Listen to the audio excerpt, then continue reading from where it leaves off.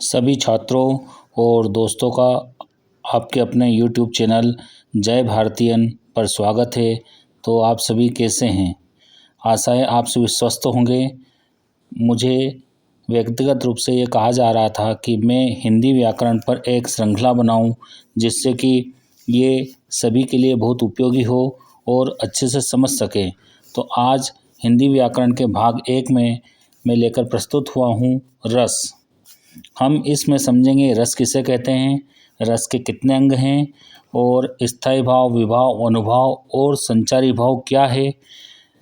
दोस्तों, आप 8th class में हो, 9th में हो, 10th में हो, 11th या 12th में हो या ग्रेजुएशन कर रहे हों या कोई भी कंपटीशन एग्ज़ाम की तैयारी कर रहे हों, सभी में ये आता है, सभी में ये इम्पोर्टेंट समझा जाता है। यदि आपका हिंदी विषय है तो कहीं ना कहीं आपको रस पूछे ही जाएंगे और उनका जवाब आपको देना ही होगा। तो हम सबसे पहले यह समझेंगे रस किसे कहते हैं और इसके कितने अंग होते हैं। इस वीडियो को आप अंत तक देखना, आपको इस वीडियो में बहुत कुछ सीखने को मिलेगा। तो आइए हम शुरू करते हैं। सबसे पहले रस की परिभाषा। रस की परिभाषा है काव्य को पढ़ते, सुनते या देखते समय पाठक, श्रोता या दर्शक को जिस आनंद की अनुभूति प्राप्त होती है उसे रस कहते हैं। अब सबसे पहले हम इसमें एक शब्द आया है काव्य। काव्य क्या है? काव्य के बारे में कहा जाता है कि रस युक्त वाक्य ही काव्य है, चाहे वह गद्य अवस्था में हो चाहे पद्य अवस्था में हो, उसमें अगर रस है तो वह काव्य कहलाता है।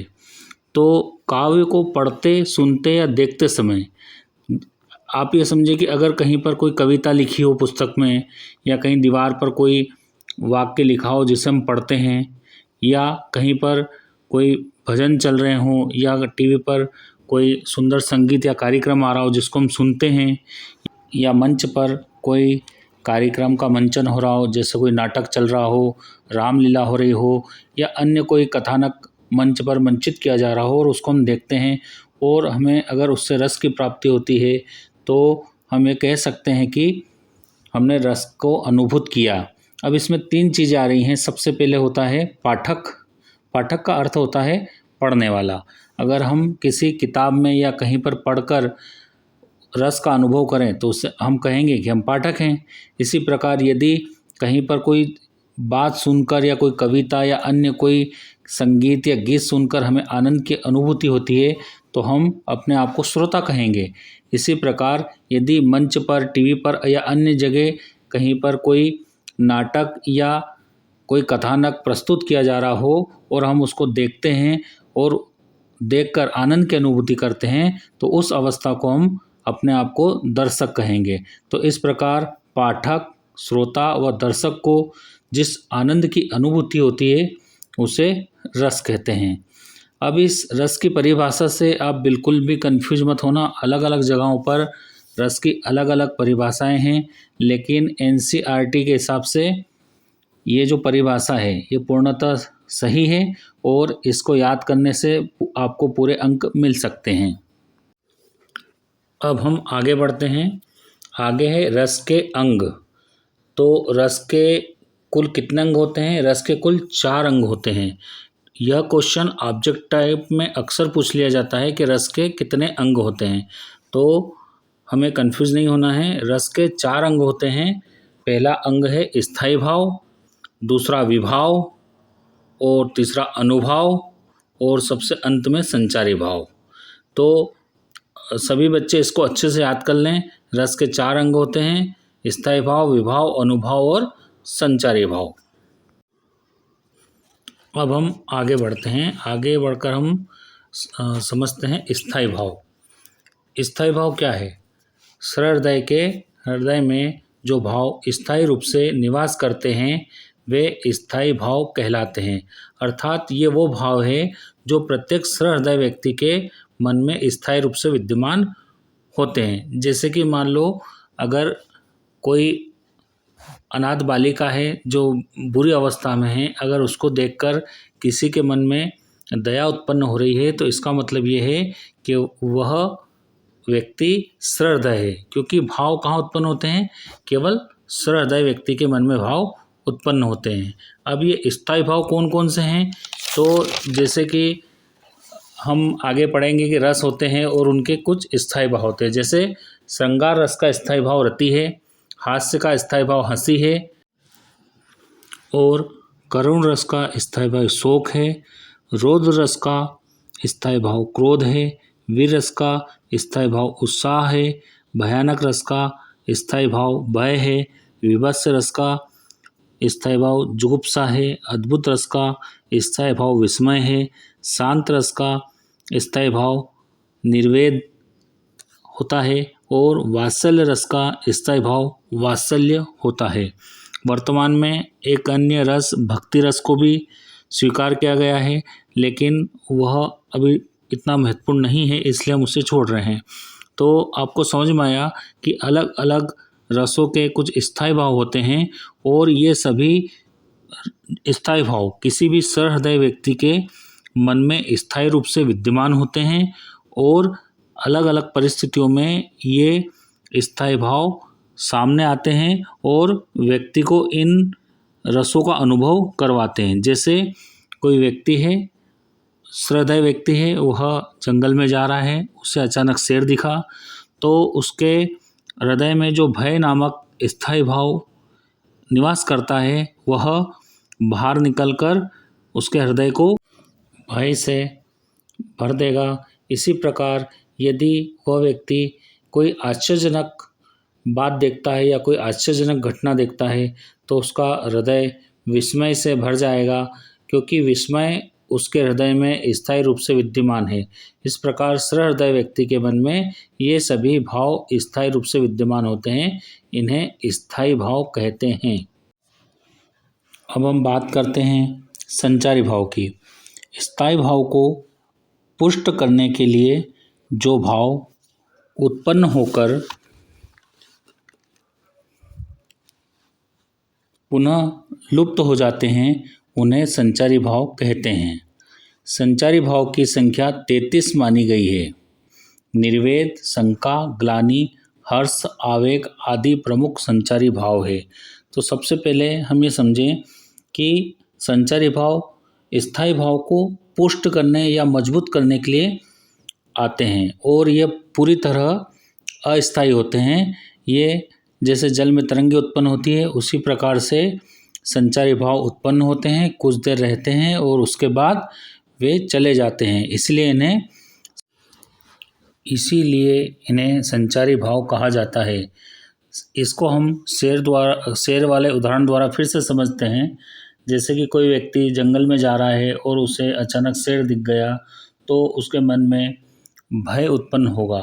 अब उसके भयभीत मन में बहुत सारे संचारी भाव उत्पन्न होंगे, जैसे कि वह चिंता में पड़ जाएगा कि अब उसके परिवार का क्या होगा, या उसके मन में शंका उत्पन्न होगी कि क्या ये शेर है या नहीं है, या वो संताप को महसूस करेगा, या उसके मन में अपने परिवार के प्रति मोह उत्पन्न होगा, और इसी प्रकार शेर को देखकर उसके अंदर जड़ता का भी अनुभव हो सकता है, या उसके अंदर शेर को देखकर उन्माद नामक संचारी भाव भी उत्पन्न हो सकता है।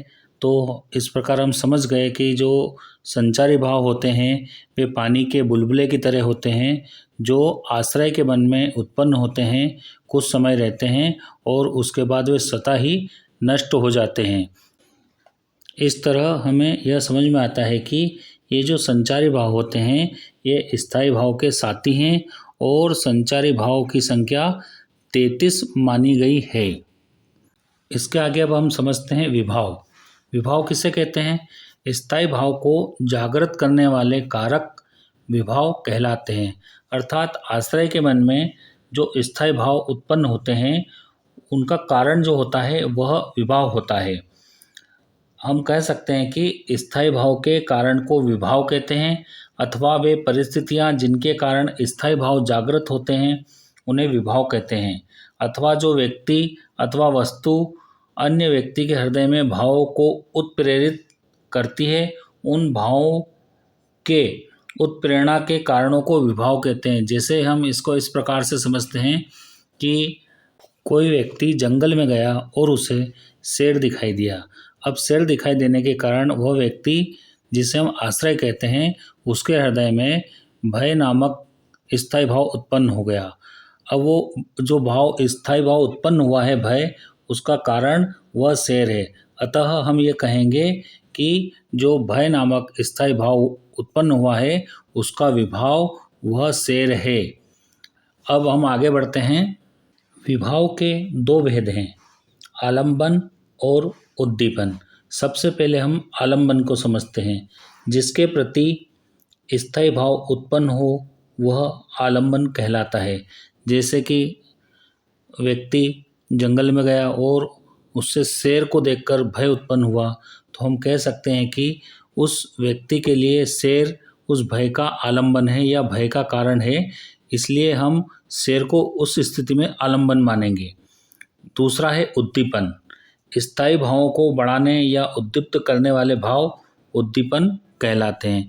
जैसे जंगल में जो व्यक्ति गया, उसे शेर दिखाई दिया, शेर से उसके मन में भय उत्पन्न हुआ, लेकिन उसके आसपास का जो वातावरण था, चारों तरफ शांति थी और कुछ अंधेरा होगा, तो इन सभी चीज़ों से उसके मन में जो भय उत्पन्न हुआ है वह और अधिक बढ़ गया, उद्दीप्त हो गया। तो उन कारणों को, जिसके कारण भय और अधिक बढ़ा, उन्हें हम उद्दीपन कहेंगे।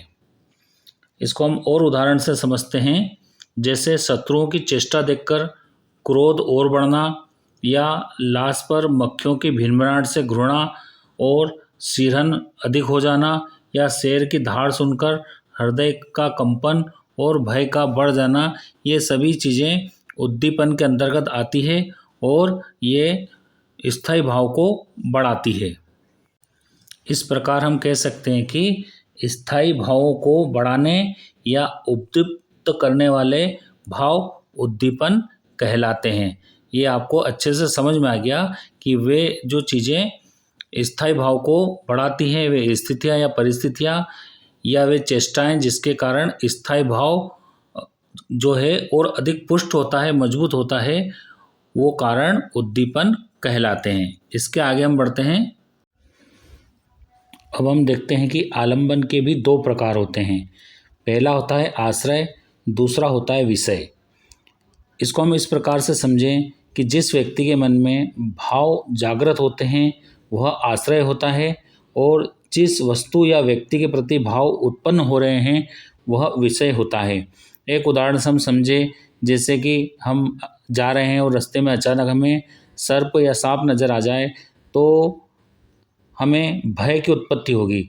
तो हमारे मन में भय उत्पन्न हो रहा है, इसलिए इस घटना में का आश्रय हम स्वयं हैं, क्योंकि हमारे मन में भय उत्पन्न हुआ।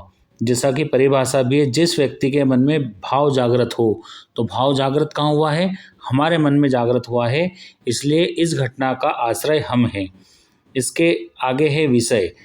अब जिस वस्तु या व्यक्ति के प्रति मन में भाव जागृत हो, तो इस घटना में, सर्प देखने की घटना में, हमें भय किसके कारण उत्पन्न हुआ? उस भय का विषय कौन है? वह सर्प, जिसके कारण हमारे मन में भय उत्पन्न हुआ। इसलिए यहाँ पर विषय वह सर्प है। इसको हम अन्य उदाहरण से भी समझ सकते हैं। जैसे हम सर्कस देखने जाएं और हमें जोकर नज़र आए और हम उसको देखकर प्रसन्न हो जाएं या हमारे मन में हर्ष उत्पन्न हो, खुशी उत्पन्न हो, तो इस पूरे घटनाक्रम में चूँकि हमारे मन में खुशी या हास्य उत्पन्न हुआ, इसलिए आश्रय हम हैं। और किसको देखकर हुआ? जोकर को देखकर। तो इस पूरी घटना का जो विषय है वह जोकर है। इस प्रकार स्पष्ट हो गया आश्रय और विषय। इसके आगे हम चलते हैं। अगला है अनुभव। अनुभव क्या है? आश्रय की बाह्य शारीरिक चेष्टाएं अनुभव कहलाती है। इसको हम इस उदाहरण से समझते हैं कि जैसे हम जा रहे हैं और अचानक अगर हमारे सामने सर्प आ जाए तो हम क्या चेष्टाएं करेंगे? हो सकता है हम डर से कांपने लगे, हमें पसीना आ जाए, या हम उल्टे पांव भागने की कोशिश करें, या घबराकर आंखें बंद कर लें। ये जो भी शारीरिक चेष्टाएं हम उससे देखकर करेंगे वे सभी अनुभव के अंतर्गत मानी जाएगी। इसी को हम दूसरे उदाहरण से समझते हैं। मान लें अगर हम सर्कस में गए, हमने जोकर देखा, उसको जोकर को देखकर हम मुस्कुराने लगें या हमें हंसी आ जाए, तो हंसी आना या मुस्कुराना या मन में प्रसन्नता व्यक्त करना शारीरिक चेष्टाओं द्वारा, तो ये सभी अनुभव के अंतर्गत माना जाएगा। अब हम इस रस प्रकरण को एक उदाहरण से पूरी तरह समझेंगे। एक उदाहरण है, राम को रूप निहारति जानकी, कंगन के नग की परछाई, याते सबे सुधि भूली गई, कर टेक रही पल तारती नाही। यह प्रकरण राम जी और सीता जी के विवाह का है। सभा में राम जी उपस्थित हैं और सीता जी भी वहीं हैं, लेकिन लोकलाज और अपने बड़े बूढ़ों की उपस्थिति में वे राम जी को नहीं निहार पा रही हैं, इसलिए वे, इसको हम समझते हैं, राम को रूप निहारती जानकी, कंगन के नग की परछाई। अपने कंगन के नग में वे श्री राम की परछाई को निहार रही है और अपने बड़े बुजुर्ग वृद्ध लोगों की उपस्थिति में वे सीधे सीधे राम जी को नहीं देख रही है। तो वे कंगन के नग की परछाई, कंगन के नग में उनकी परछाई को देख रही है, लेकिन इसका परिणाम क्या हुआ? याते सभी सुधि भूली गई। श्री राम जी के मनमोहक रूप को देखकर वे अपनी सुध बुध भूल गई और कर टेक रही पल तारती नाही, और एकटक उन्हें सीधे सीधे ही उन्हें देखने लगी। तो ये इस का अर्थ है। अब इसमें स्थायी भाव क्या है? यह एक श्रृंगार का उदाहरण है, इसलिए इसका स्थायी भाव रति है। यहाँ पर विभाव कौन है? विभाव मतलब जिसको देखकर भाव उत्पन्न हो रहे हैं। तो यहाँ भाव का आलंबन राम जी हैं। अब इसके दो भाग हैं, आश्रय और विषय। तो किनके मन में भाव उत्पन्न हो रहे हैं? तो जानकी जी के मन में भाव उत्पन्न हो रहे हैं, इसलिए यहाँ पर आश्रय जानकी जी हैं। और किसको देखकर भाव उत्पन्न हो रहे हैं? तो श्री राम जी को देखकर भाव उत्पन्न हो रहे हैं, इसलिए इन पंक्तियों में विषय श्री राम जी हैं। इसके बाद आता है उद्दीपन। उद्दीपन क्या होता है? उद्दीपन वो होता है जिसके कारण जो हमारा स्थायी भाव है वह और अधिक बढ़ जाता है। तो उद्दीपन क्या है यहाँ पर? कंगन के नग में राम का प्रतिबिंब देखना। कंगन के नग में जब सीता जी राम का प्रतिबिंब देखती है तो उनका जो स्थायी भाव है रति, वह और अधिक प्रेरित होता है, बढ़ता है, इसलिए यहाँ पर उद्दीपन कंगन के नग में राम का प्रतिबिंब है। अब आगे है अनुभव। अनुभव क्या होता है? हम अगर कोई घटना होती है और उस पर हम क्या प्रतिक्रिया करते हैं, हमारी शारीरिक चेष्टाएं क्या होती है, वह अनुभव कहलाता है। तो इस प्रकरण में सीता जी का अनुभव क्या है? पलक न गिराना, एकटक उन्हें देखते रहना, पलक न गिराना, यह अनुभव के अंतर्गत आएगा। अब आगे है संचारी भाव। इस पूरे प्रकरण में सीता जी के मन में कौन से संचारी भाव उत्पन्न हुए हैं? हर्ष, श्री राम जी को देखकर उनके मन में हर्ष उत्पन्न हुआ। जड़ता की स्थिति उत्पन्न हुई, जड़ता का भाव उत्पन्न हुआ, और उन्माद और खुशी का भाव भी उत्पन्न हुआ। तो यहाँ पर ये सभी संचारी भाव के रूप में उपस्थित है। आशा है आपको इस उदाहरण से रस प्रकरण के अंतर्गत ये सभी जो इसके अंग हैं आपको अच्छे से समझ में आ गए होंगे। अगर अभी भी कहीं कोई उलझन बाकी हो तो आप कमेंट्स बॉक्स में प्रश्न पूछकर भी अपना हल ढूंढ सकते हैं। और हमें लगता है कि अब आपके मन में रस और उसके अंग को लेकर सभी बातें स्पष्ट हो चुकी होगी। तो इस वीडियो में अब तक हमने रस की परिभाषा और उसके अंगों को अच्छे से समझ लिया है। अब हम देखते हैं रस के प्रकार एक बार फिर से। तो रस के प्रकार कुल 10 हैं। श्रृंगार रस, उसका स्थायी भाव रति है। हास्य रस का स्थायी भाव हंसी है। करुण रस का स्थायी भाव शोक है। रौद्र रस का स्थायी भाव क्रोध है। वीर रस का स्थायी भाव उत्साह है। भयानक रस का स्थायी भाव भय है। विभत्स रस का स्थायी भाव जुगुप्सा है। अद्भुत रस का स्थायी भाव विस्मय है। शांत रस का स्थायी भाव निर्वेद या सम है। वात्सल्य रस का स्थायी भाव वात्सल है। और एक अन्य रस भक्ति रस का स्थायी भाव भक्ति है, जो हम अभी वर्णित नहीं कर रहे हैं। अब अगले वीडियो में हम इन सभी रसों की विधिवत परिभाषा सीखेंगे और इस प्रकार से सीखेंगे कि एक परिभाषा के अंतर्गत हम 10 ही रसों की परिभाषा लिख पाएंगे। केवल हमें उनका उदाहरण याद करना रहेगा। तो इस प्रकार एक ट्रिक से हम इनको अगले वीडियो में याद करेंगे। तो आशा है आपको ये वीडियो अच्छा लगा होगा। सभी बच्चे पढ़ते रहें, अच्छा परिश्रम करें और अच्छे से पढ़ाई करके अच्छे नंबर लाएं। इसी शुभकामनाओं के साथ अगले वीडियो में फिर मुलाकात होगी। जय भारत, जय भारती।